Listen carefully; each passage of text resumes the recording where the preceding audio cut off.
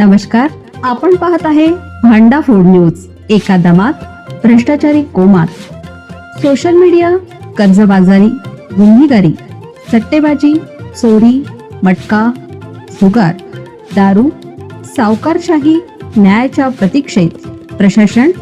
भांडा food news, एका दमात भ्रष्टाचारी कोमात।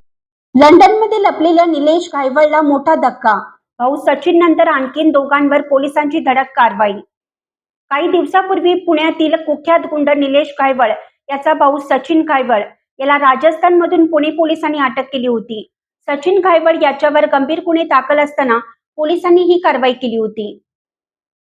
काही महिने त्याच्यावर पाळत ठेवून सचिन घायवळला ताब्यात घेण्यात आलं होतं।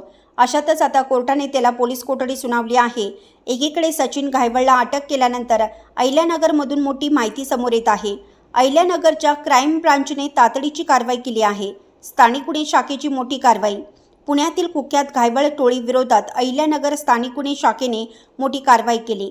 मोका गुन्ह्यातील 2 फरार आरोपींना कोल्हापूर आणि अहिल्यानगर जिल्ह्यातून ताब्यात घेण्यात आलं। खंडणी आणि संघटित गुन्हेगारीच्या गुन्ह्यांमध्ये सहभागी असलेल्या या आरोपींचा पोलिसांकडून शोध सुरू होता। गुप्त माहितीच्या आधारे पकडलं। खर्डा येथील एका व्यक्तीकडे 20 लाख रुपयांची खंडणी मागून जीवे मारण्याची धमकी दिल्याप्रकरणी रोहित उर्फ बबलू बाबासाहेब गोलेकर याच्या विरोधात गुन्हा दाखल होता। स्थानिक गुन्हे शाखेचे तांत्रिक विश्लेषण आणि गुप्त माहितीच्या आधारे त्याला कोल्हापूर जिल्ह्यातील शहापूर पोलीस ठाण्याच्या हद्दीतून ताब्यात घेतलं।